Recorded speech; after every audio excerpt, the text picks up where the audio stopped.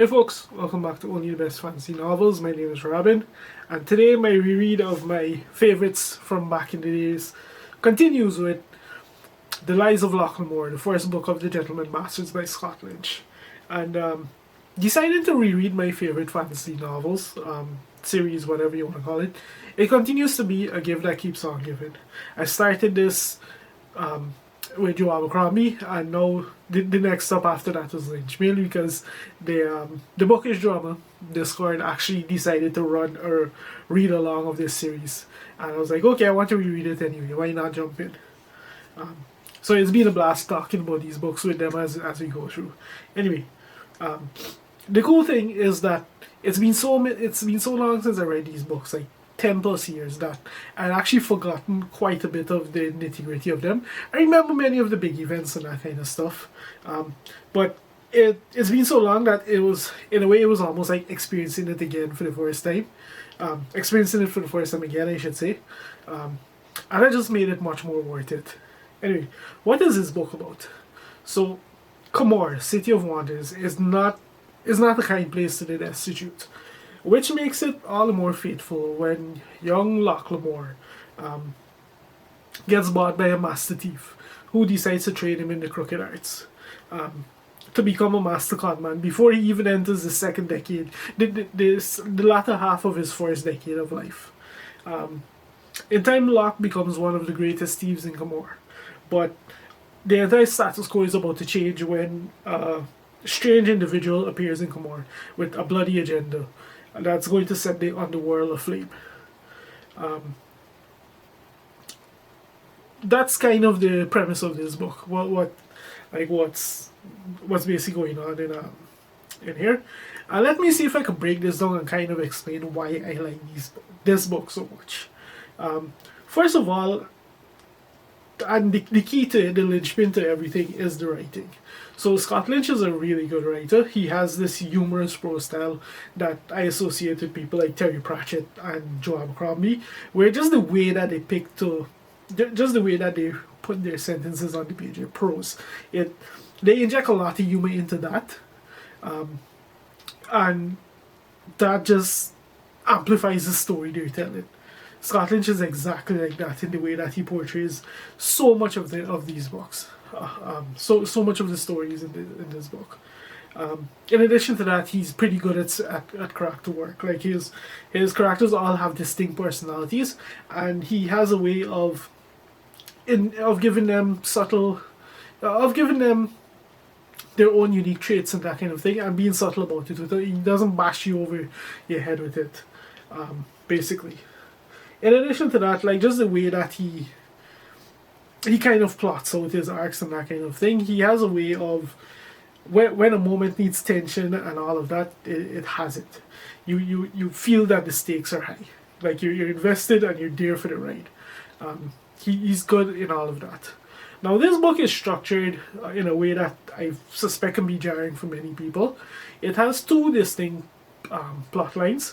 One that takes place in the past when we learn that how Locke became who he is, how he joined the Gentleman Bastards and all of that. And then there's the modern day con that they're running in the present timeline, and the events of the present timeline as they happen. And Scott Lynch basically breaks these up into small bite-sized pieces, and in addition to that, he inserts just so many different like almost short stories and vignettes from different events and different just things that add context to either a scene that's about to come or that kind of thing.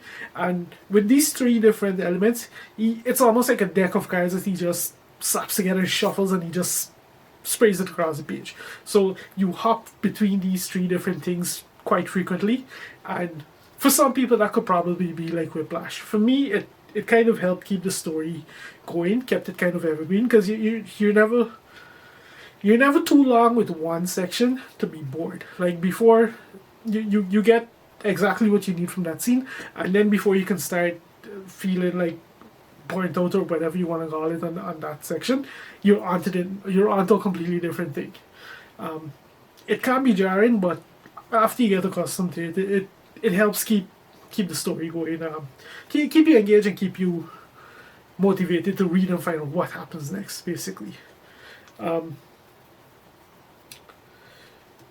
That being said, like, I can't really move on without talking about the characters in this book. Like, these guys they're built on a whole new level.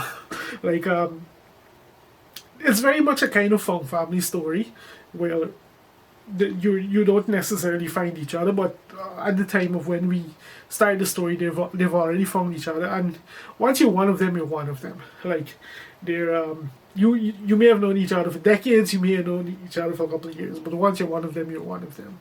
And yeah, like, at the end of the day, this is almost like a band of brothers who they engage in these cons not out of a sense of maliciousness, not out of a sense of justice or anything like that. It's just fun for them. It's the thrill of the chase, essentially, and that drives them. Which makes it all the more jarring when we get to the darker parts of the story.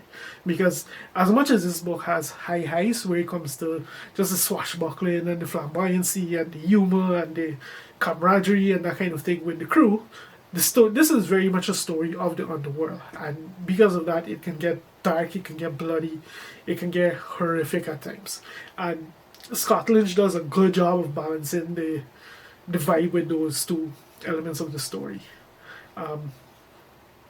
And incidentally, that's why you'll often hear this book mentioned, this book in this series mentioned in like grim dark lists, even though it has so much humor to it, similar to Joe Abercrombie. Like, some dark stuff goes on in these books. Yeah, so there's that.